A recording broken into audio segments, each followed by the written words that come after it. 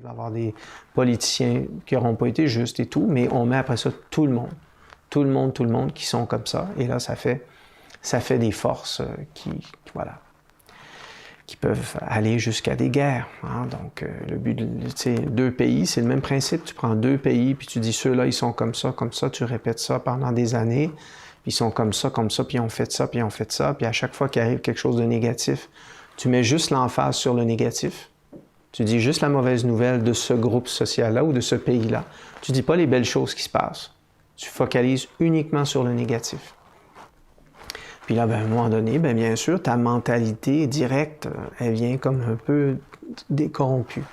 Je disais justement aujourd'hui, parce que plusieurs fois, j'en ai parlé dans mes conférences, puis je ne me souvenais plus du pourcentage direct, mais je suis allé vérifier en 2015 aux États-Unis, il y a seulement 39,4% de la population qui avait un passeport. C'est quelque chose. Hein. Ça veut dire que la majorité, ça veut dire que 60,6% de la population n'a pas de passeport. Donc, c'est quand même considérable quand on comprend ces mécanismes-là. Hein? Donc, et qu'est-ce qui fait ça aussi? Mais derrière ça, il y a eu une mentalité, parce que c'est pas qu'ils sont pas capables d'avoir des passeports, c'est pas qu'ils sont pas capables de venir au Canada, par exemple, ou d'aller au Mexique, ou d'aller ou d'aller en Europe. Il y a une raison pour ça. Il y a une raison pour ça. Donc, il y a comme un pourcentage de la population qui sont vraiment... Et ça s'est construit pendant très, très, très longtemps. Très, très, très longtemps. Bien sûr, s'il y a des personnes pauvres là-dedans, ils n'ont peut-être pas eu besoin d'avoir un passeport. On peut toujours faire des catégories où ça n'a peut-être pas été nécessaire pour eux d'en avoir, puis c'est pas nécessairement, mais basé sur des alternatives de mentalité qui sont voilà, d'une certaine façon limitées dans leur compréhension du monde. Mais, par exemple, aux États-Unis, les nouvelles internationales, il n'y en a presque pas. Il n'y en a presque pas des nouvelles internationales. C'est surtout, si tu veux écouter des nouvelles internationales, tu écoutes des chaînes canadiennes ou des chaînes européennes ou d'autres pays, mais aux États-Unis, c'est très, très, très centré sur ce qui se passe dans ce pays-là.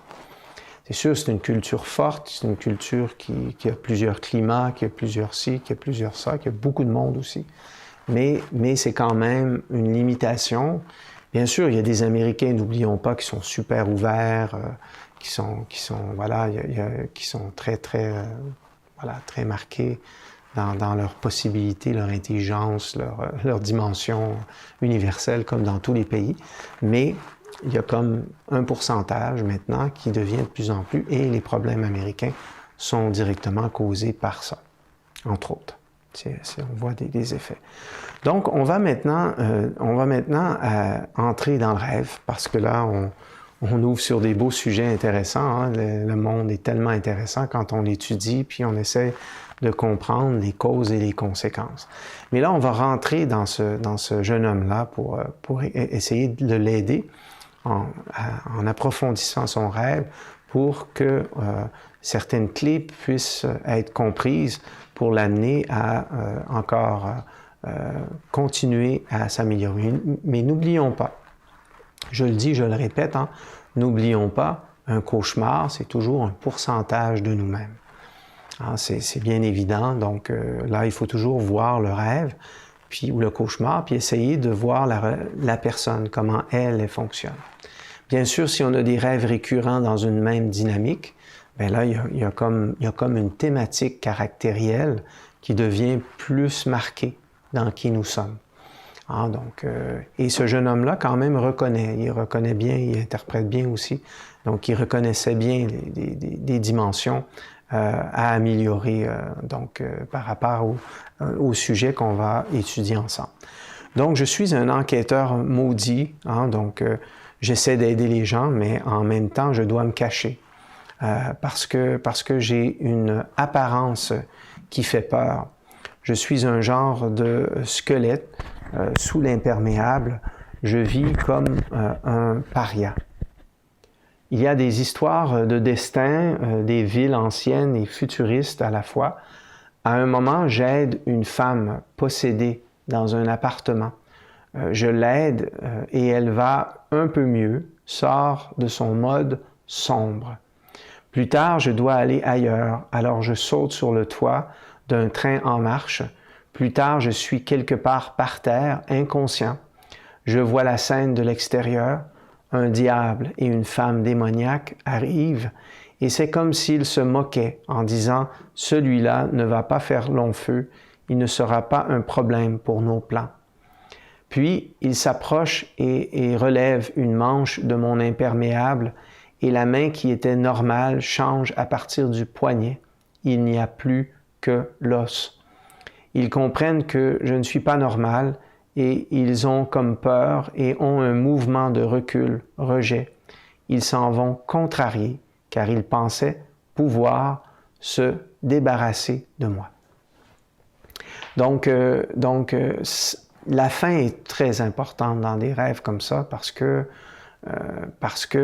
lorsqu'on approche des rêves où la dimension démoniaque essaie de nous détruire, essaie de nous convoiter, essaie de nous tenter, c'est des rêves très, très, très dangereux.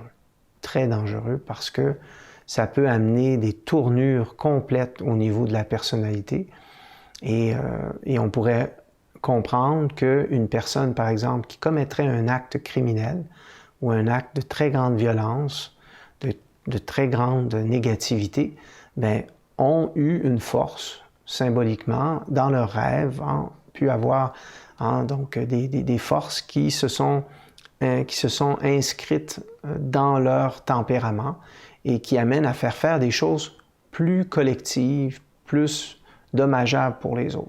Parce que la représentation de diable, tout ça, c'est des symboles collectifs. Donc, c'est la multiplication des colères. On peut avoir des petites colères en soi, des frustrations, puis ils sont là en soi. Puis voilà, ça fait partie de la vie, on change, on fait attention. Mais lorsqu'on parle de colère avec des symboliques aussi fortes que ça, c'est des forces dangereuses, de destruction, voilà. Et là, on voit que c'était de lui-même, donc lui, il faut qu'il fasse très attention de pas s'auto-détruire. Hein? Donc, il n'est pas en danger, ce jeune-là, en ce moment, c'est bien évident, parce qu'il travaille vraiment sur lui, puis il fait un grand, grand travail. Une chance qu'il a eu accès à des connaissances avancées, parce qu'il y a souvent des rêves comme ça. C'est pas la première fois là, que des rêves comme ça se présentent. Et il a joué à des jeux vidéo beaucoup quand il était jeune, et il nous le mentionne et tout. Et voilà. Donc, on va y aller étape par étape pour bien comprendre ce que le rêve veut lui dire. Mais n'oublions pas, c'est des pourcentages, parce que là, on va quand même aller, on va y aller sérieusement, là. Hein? Donc, quand on interprète un rêve, c'est important de pouvoir comprendre que là, on focalise sur une région de la conscience, sur des forces d'influence dans l'être, mais il y a des bonnes choses en lui, puis il y a des très, très beaux aspects. Mais là, c'est comme si on avait un microscope, puis qu'on regardait une région qui, elle, faut pas qu'elle grandisse, cette région-là. Faut surtout pas. Donc, et quand on a des problèmes de santé mentale, par exemple, moi, quand je vois des rêves comme ça, puis moi, j'en ai eu des cauchemars, là, mais solides, là, des très, très solides, là, intenses, là.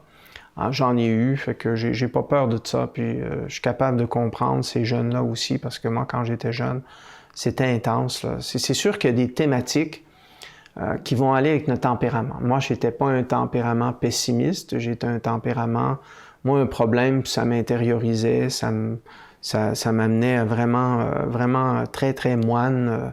Ça m'amenait pas à augmenter mon mécontentement ou mon côté critique. Moi, j'ai jamais eu ça en plus. Fait que j'ai jamais été critique ou colère. Ça fait pas partie de ma nature. J'ai pas vu de colère en moi.